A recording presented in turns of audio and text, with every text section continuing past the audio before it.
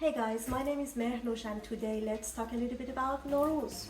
Nowruz is an ancient celebration which marks the beginning of the spring, a spring equinox. There are some nations all around the world, mostly in Central Asia, including Iran, Afghanistan, Tajikistan, Uzbekistan, Kyrgyzstan, many other countries, also part of India probably, and Turkey, which among the courts, for example, that celebrate this ancient festivity. The name Nowruz means a new day, and it is the beginning of the new year for many people around the world. The sun is shining and the spring has come, and it only makes sense to begin the new year in this beautiful time of the year. According to ancient beliefs, with the spring and on the day of the Nowruz, everything begins. Like with the spring equinox, the cycle of life begins again. Everything's getting green, the earth is blooming, and yeah, that's a reason to celebrate it. So today I'm gonna explain a little bit what is the celebration, how do Persians celebrate it, and what are all these items on the table. We have here a Sofreh, which Sofreh means basically a piece of tablecloth coloring a surface, and it's a little bit more than only a tablecloth. It's a symbol of unity. It unites different elements which are basically placed on Sofreh. And those elements represent a deity, an immortal, which is the protector of some elements in the nature. So Sofreh unites all of them, like the earth itself. All of these elements start with S or S. And that's important because in the basically modern version of this Haftsin, we have 7 items, Haft, and we have Sin.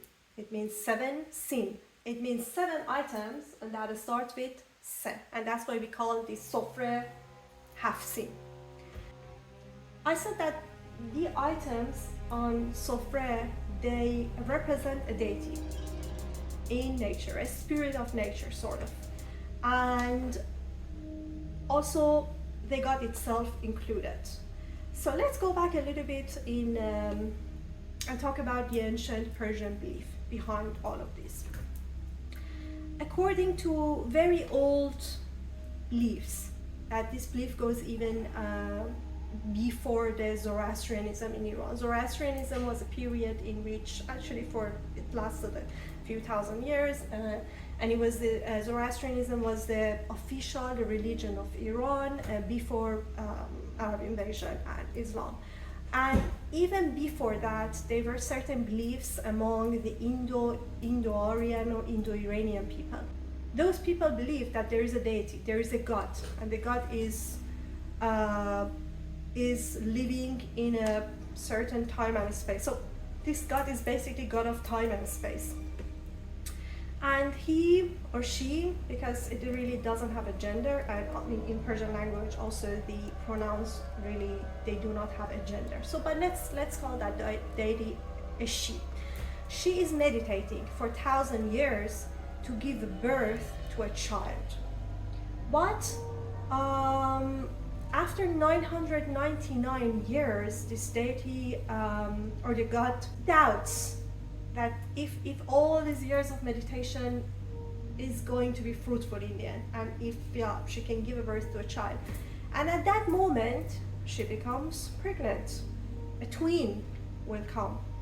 And one of the twins become Ahura Mazda, the god, which is the Persian god basically, and another one becomes Ahriman, the devil. All those years of dedication to the meditation is something good, and that's why the Ahura Mazda, the god, is being born. And the doubt, which is something of like evil nature probably, causes that she gives birth to Ahriman, which is the devil. So Ahura Mazda become basically the symbol or the god of everything good in the world, light order and nature and everything good that we have. And of course the Ahriman, vice versa, the other way around. So Ahura Mazda has 6 Amesha Spenta, or 6 deities, basically 6 friends which help him. These elements are representing those friends, Amesha Spenta or Amesha Spenta. Let's start from the garlic, which is a symbol of purity and cleanness and has some medical use as well. So garlic represents Ahura Mazda himself, like the god. Sabze, which is basically the sprouts. It can grow from wheat or beans or lentils, basically from many things. And what matters is it should be green and fresh. It represents the Amesha Spenta of Ordi Behesht, which is the protector of plant lives, green life and plants. Then we have apple, which is representing Sepandar Maz, Amesha Spenta of earth and fertility.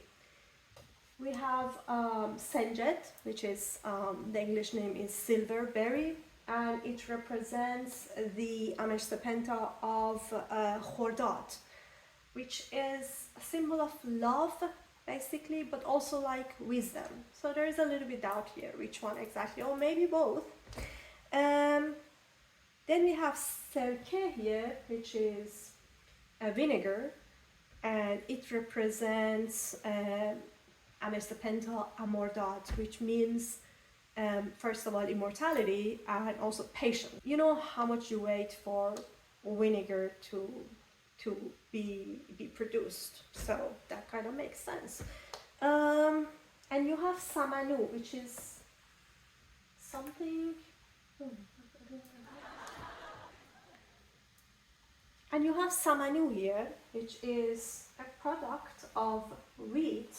It is representing Shahrivar, Amesha Spenta Shahrivar, and it is symbol of food. Your Sofreh will be always blessed with food. We also have Somach here, or Somak, and this one is supposed to represent Bahman, Amesha Spenta Bahman, which is the representing rain, most probably.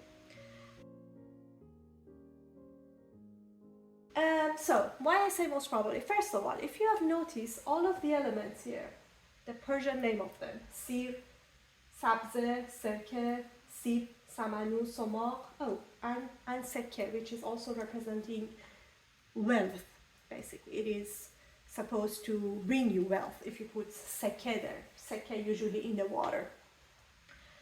But this version of Haftsin has changed a little bit during the centuries.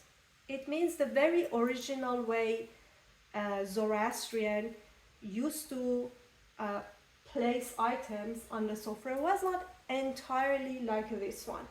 How was exactly the old tradition of Haftsin or Sofreh, basically placing items on the Sofreh? There were again 7 items, because those 7 items are representing those Amesha Spentas, which are very important.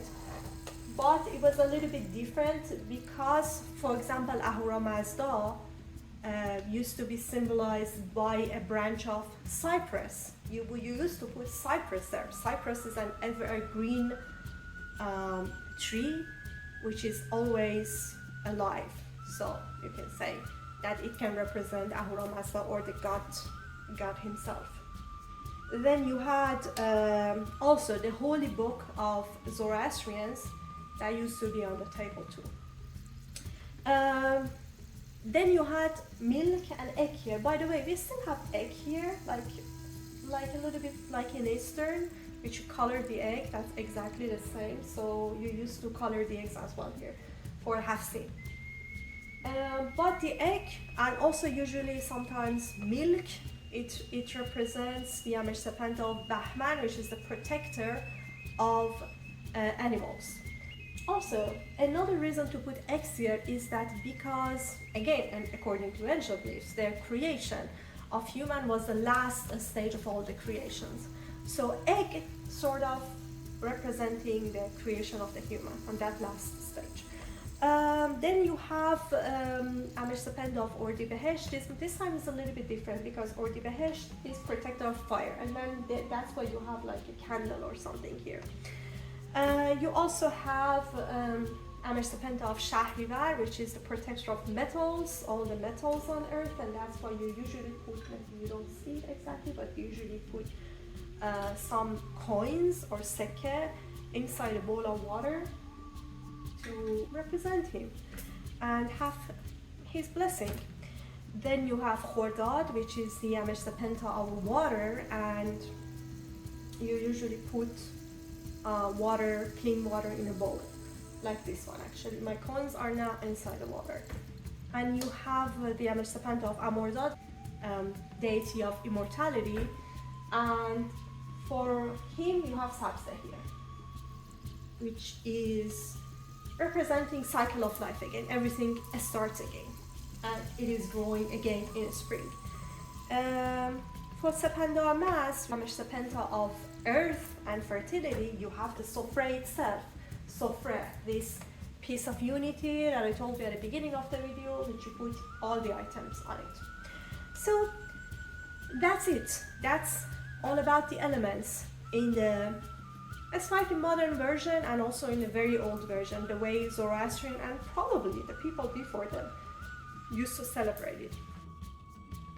I know I may have confused you a little bit with the modern version of Amesha Spenta because those are introduced a little bit differently. For example, I said Somach representing Bahman, and it also symbolizes rain and patience, but in the old version those Amesha Spentas are a little standing for a little bit different elements. For example, Bahman here is protecting animals, and Shahrivar, for example, he is protecting all the fires on earth.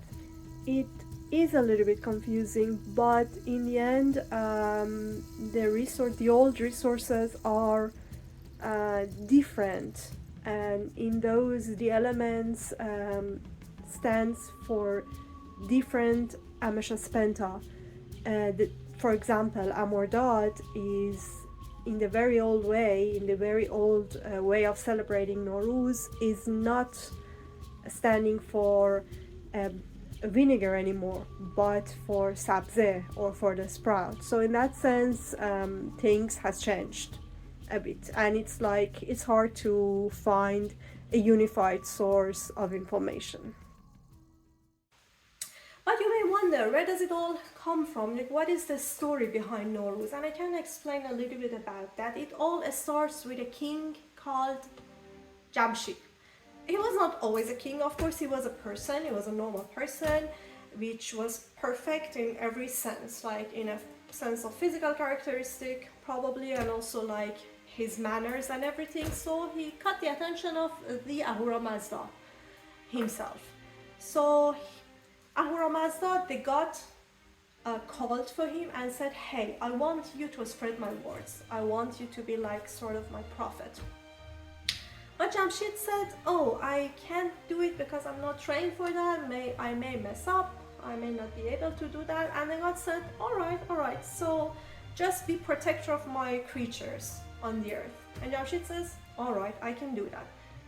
So he started to rule over the earth and be the protector of all the creatures of Ahura Mazda.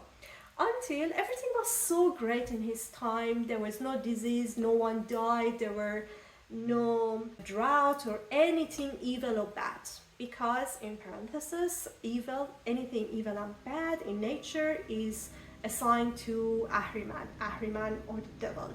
He wants all the bad things. He wants the flood to come and the drought to come, and people get sick and die and all of this. So death also is an element, is something coming from Ahriman. And so in Jamshid time, none of them happened ever. People were merrily and happily living on the earth until the earth became sort of tight because they kept reproducing, and it became too much of everything. So the Ahura Mazda sent for Jamshid and said, do something. So Jamshid went, joined the light, basically joined the sun, and from there ordered the earth to expand. The earth expanded, and that all happened after 300 years. The same story happened again after 600 years of his ruling and after 900 years. So every time he went, he ordered the earth to expand, and everything was saved then. Until the god told Jamshid that, hey, a storm, a very heavy storm is going to come, and everything on earth going to be destroyed. So you have to do something. Build a citadel, or better saying a citadel, because it was really, really big. Like each wall supposed to be as big as a field. And the Ahura Mazda said, gather all of my creatures, the best of the best, a pair from all of them, like from the animals, the bigger one, the biggest ones, those which are the most useful, from the plants, for example, the most fragrant and the most flavorful ones, and from the humans also the best, whatever that means, and bring them. Basically, it was supposed to increase the chance of reproduction and offspring, that it continues. Jamshid did as what the god, or what the Ahura Mazda ordered him. So in the citadel, the life was a little bit different, becoming in that building, that huge building. The sun apparently set only once a year, and for the people inside the citadel, 1 year was only 1 day. And I think it can also be kind of related to Nowruz, because isn't Nowruz like a new day once a year it happens, and it can be like related to that event that the sun comes up again in that citadel, and basically a new time will begin. And it was also 40 days until the storm comes and destroys everything else besides all the people and creatures that were in that citadel. But there is also another story, and this one is from, the story that I just told you is from Avesta, which is the holy book of the Zoroastrians. But there is another story, a story in Shahnameh, which is the epic Persian poems, and that is a little bit different. In that story, Jamshid was a very, very just and good, the perfect king. He served the humans actually a lot. He